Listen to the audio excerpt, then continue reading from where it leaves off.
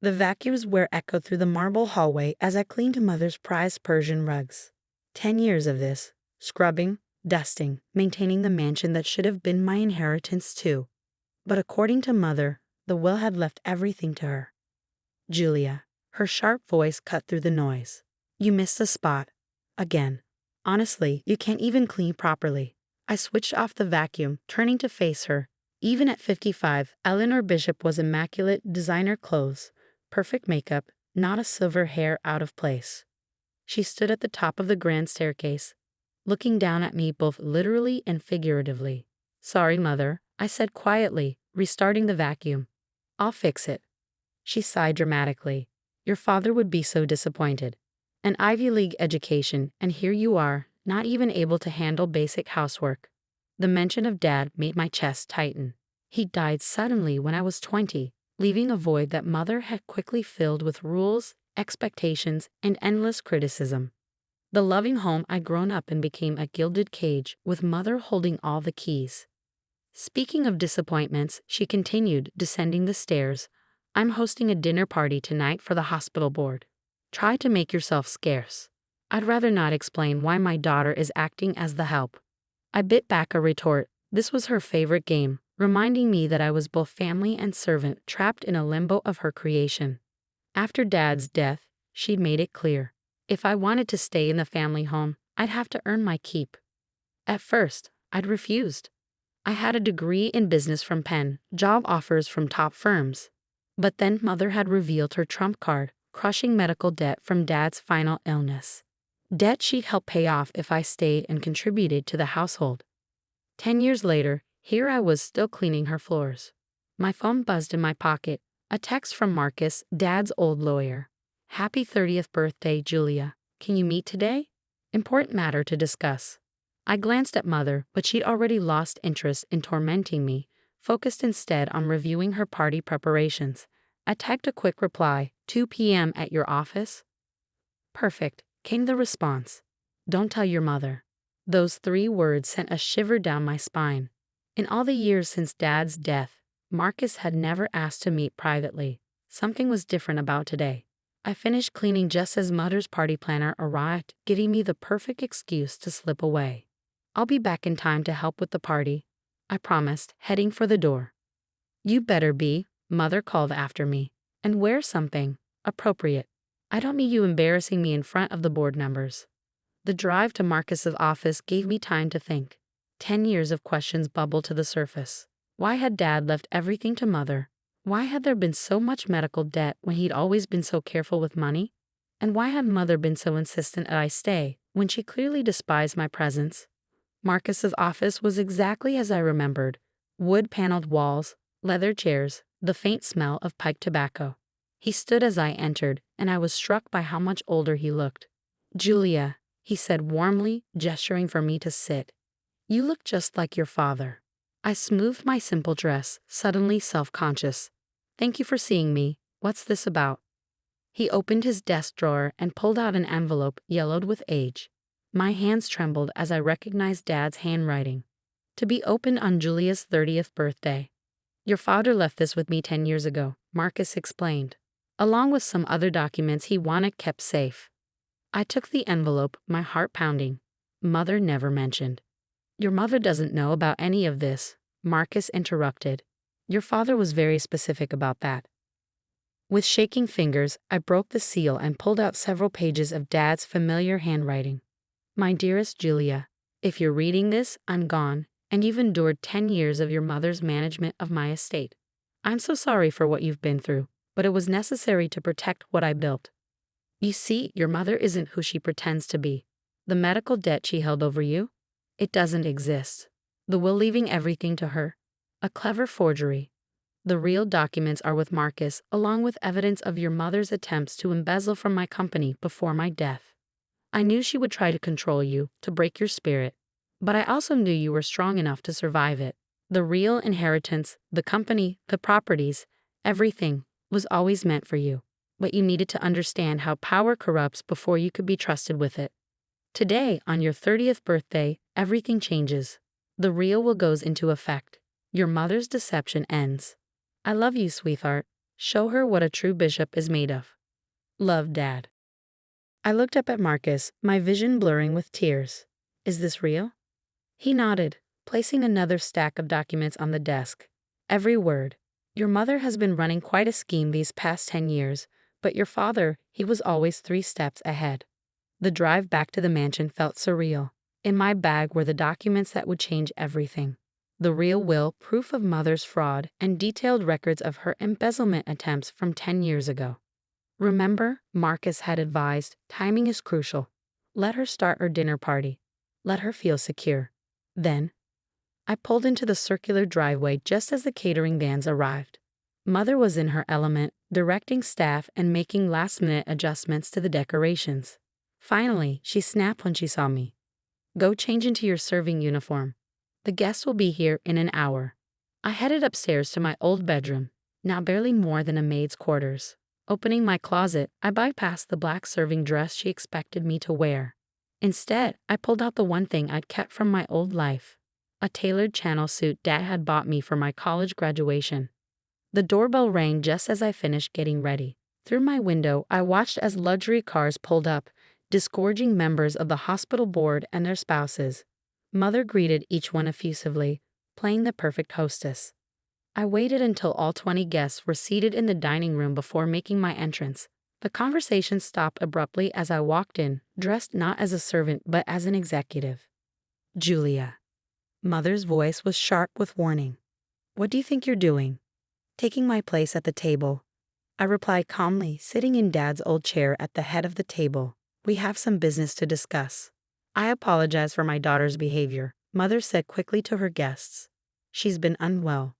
Actually, I interrupted, opening my briefcase. I'm quite well, and I have some interesting documents to share with the board. Mother's face paled. This is neither the time nor place. It's exactly the time, I said, passing copies of the real will down the table. You see, my father never left everything to you. That was a forgery, and that's just the beginning of what you've been hiding.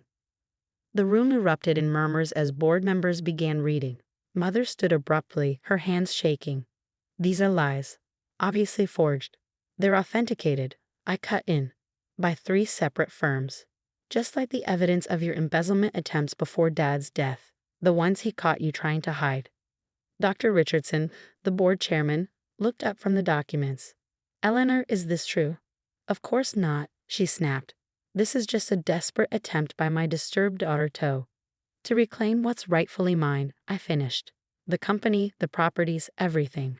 And to expose 10 years of fraud. I turned to the board members. You'll find complete documentation of every illegal transaction, every forged signature, every attempt to misappropriate funds. My father knew what she was capable of.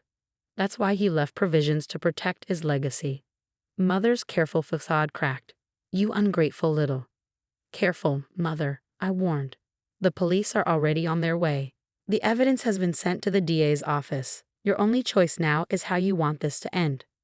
She looked around the table, seeing her carefully cultivated social circle crumbling before her eyes. These people had been her shield, her way of maintaining the illusion of respectability. Now they were witnesses to her downfall. I can explain, she began, but the damage was done. Board members were already standing, making excuses to leave. Dr. Richardson paused by my chair. We'll need to call an emergency board meeting, he said quietly. Your father was a good man, Julia. We always wondered about the circumstances of his estate. Mother watched helplessly as her guests filed out, leaving their elegant dinner untouched. When the last car pulled away, she turned on me with fury in her eyes.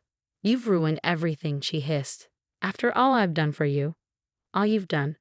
I stood, my voice steady. You made me a servant in my own home. You lied about Dad's wishes. You stole 10 years of my life. A knock at the door interrupted her response. 2 police officers entered, followed by Marcus. Mrs. Bishop, one officer said, we need you to come with us. I watched as they led her away, her perfect makeup streaked with tears, her designer dress wrinkled from her grip. The mansion, which had felt like a prison for so long, suddenly seemed to exhale. Marcus placed a hand on my shoulder. Your father would be proud, he said softly. You did exactly what he hoped you would. The weeks following Mother's arrest were a whirlwind of change. The mansion, once cold and oppressive, Transformed as I reclaimed each room, I converted her formal parlor into a home office, replaced her antique furniture with comfortable pieces, and opened windows that had been shuttered for years. The company underwent an even more dramatic transformation. Dad's old employees welcomed me warmly, many sharing stories of how he protected them from Mother's attempts to cut benefits or reduce staff. "Your father always said you'd be back," Margaret, his longtime secretary, told me. "He kept your office exactly as it was." The office she led me to was a time capsule, my college diplomas on the wall, family photos on the desk, even my old business plans still in the drawers. Dad had prepared this space knowing that someday I'd claim my rightful place. Mother's trial was set for spring. The evidence was overwhelming. Forged documents, embezzled funds, years of financial manipulation. But the worst revelation came during discovery, when prosecutors uncovered the truth about Dad's death. The medical records were falsified. Marcus explained gently. "Your father didn't die from natural causes. The toxicology report shows elevated levels of digitalis, heart medication he wasn't prescribed." I sat in stunned silence as the implications sank in. Mother hadn't just stolen my inheritance. She'd orchestrated my father's death. The investigation uncovered her careful planning. The slow poisoning over months, the fabricated medical bills, the forged will. She'd wanted complete control, and Dad had been in her way. When confronted with the evidence, she broke. In exchange for avoiding the death penalty, she confessed to everything. The court sentenced her to life without parole. I visited her once in prison, not for closure, but for answers. "Why?" I asked simply. She looked smaller in her prison uniform, her carefully maintained facade crumbling. "He was going to expose me. He discovered my dealings with offshore accounts, money I'd been skimming for years. You were his heir apparent, and I couldn't let that happen. So you killed him and made me your servant," I said flatly. "Your own daughter." "You were always his daughter," she spat, bitterness twisting her features. "I was just the trophy wife who gave birth to you. He never trusted me with the business, never saw me as an equal. Everything was always about you." I stood to leave, finally understanding. "You're wrong. Dad saw everyone's potential, yours included. You chose greed over growth, control over collaboration. That's why he trusted me instead of you." Walking out of the prison, I felt lighter. 10 years of questions had been answered, though not in ways I'd expected. The company flourished under my leadership, growing beyond even Dad's vision. I implemented policies he'd always dreamed of: profit sharing for employees, educational programs, community initiatives. The Bishop name became known for innovation and integrity, rather than just wealth and power. On the anniversary of Dad's death, I found another letter in his office, hidden behind a false panel. "Dearest Julia, if you're reading this, you've not only survived but thrived. You've learned the hardest lesson in business and life. Power without compassion corrupts, but compassion without strength fails. Your mother chose power. You've chosen leadership. The difference will define your legacy. I'm sorry for the pain you've endured, but watching you now, I know it was worth it. You've become exactly who I hoped you'd be, strong enough to wield power, wise enough to use it well. The company is yours now, truly yours. Build something meaningful. Create opportunities for others. Show the world what real leadership looks like. I'm proud of you, sweetheart. I always will be. Love, Dad." Today, the mansion is filled with life again. I've turned it into a residence for young entrepreneurs, giving them the support Mother never showed me. The formal dining room where she hosted her pretentious parties is now a collaborative workspace. Mother remains in prison, her perfect world reduced to a 6x8 cell. Sometimes I receive letters from her, attempts at manipulation disguised as maternal concern. I don't read them anymore. Dad's legacy lives on, not just in the company's success, but in the lives we touched. Every scholarship we fund, every startup we support, every employee who grows with us. These are his real inheritance. And mine? It wasn't the money or the mansion or even the company. It was the lesson that took 10 years to learn. True power isn't in what you own, but in what you build. Not in what you control, but in what you create. That's a lesson worth cleaning floors to learn.